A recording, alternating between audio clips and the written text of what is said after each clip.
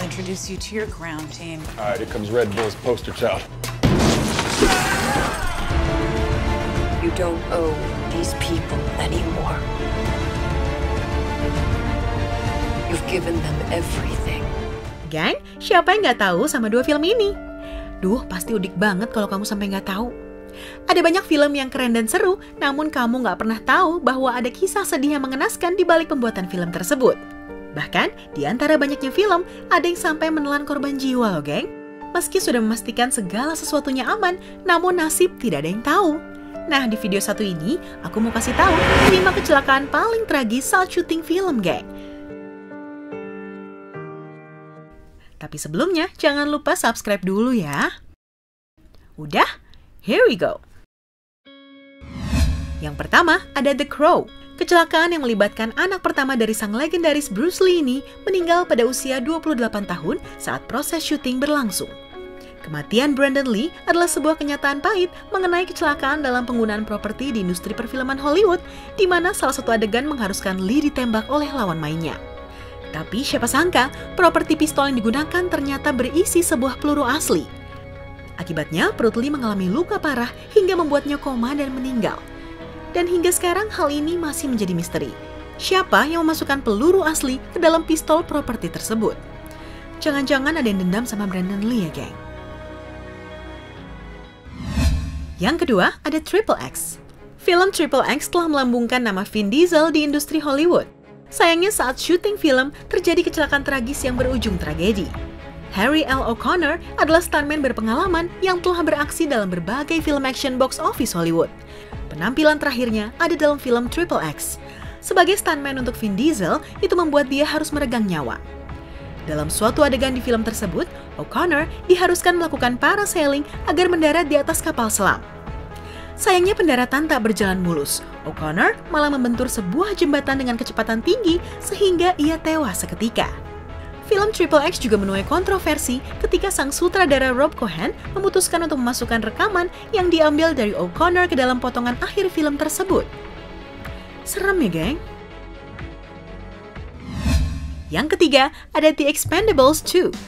Untuk mempertahankan kesan film action lawas, produksi The Expendables 2 memutuskan tidak bergantung pada efek CGI, melainkan aksi stuntman dalam proses syuting adegan berbahayanya. Namun hal ini meningkatkan risiko bahaya di kalangan pemeran dan kru. Ketika proses syuting dilakukan, ada sebuah adegan di mana melibatkan ledakan dan sebuah perahu karet. Diakibatkan karena terlalu dekat dengan area ledakan, dua orang pemain pengganti Kun Liu dan Nuo Son terkena imbas ledakan tersebut. Nuo Son beruntung karena dirinya hanya mengalami cedera, sedangkan Kun Liu harus meregang nyawa. Akibatnya, The Expendables 3 terasa sangat bergantung pada efek CGI daripada aksi stuntman-nya. Lebih baik kurang nyata dibandingkan harus mengorbankan nyawa. Setuju nggak, geng?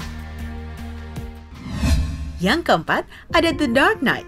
Film yang disutradarai Christopher Nolan dengan estimasi dana sekitar 250 juta US dollar atau setara 2,23 triliun rupiah ternyata tidak menjamin keamanan dalam proses syuting. Di balik kesuksesannya, film ini ternyata juga menelan korban jiwa saat proses syuting berlangsung. Film superhero yang dibintangi oleh Christian Bale ini mengalami kecelakaan tragis ketika kameramen Conway Wycliffe sedang mengambil gambar untuk adegan mobil yang berbahaya. Naas, kendaraan yang dikemudikannya meleset 90 derajat dan menabrak pohon, yang mana mengakibatkan Conway meninggal di tempat. Apa rasanya ya, geng? Saat sedang mengambil gambar, malah nyawa kita yang direnggut. Gambar terambil, nyawa juga. Ih, gak kuat ngebayanginnya. Yang terakhir, ada Twilight Zone. Hingga kini, Twilight Zone The Movie masih dianggap sebagai film yang proses pembuatannya menyisakan insiden paling tragis dan mengerikan. Bagi beberapa orang, kecelakaan yang menimpa para pemain mungkin bagaikan sebuah mimpi buruk.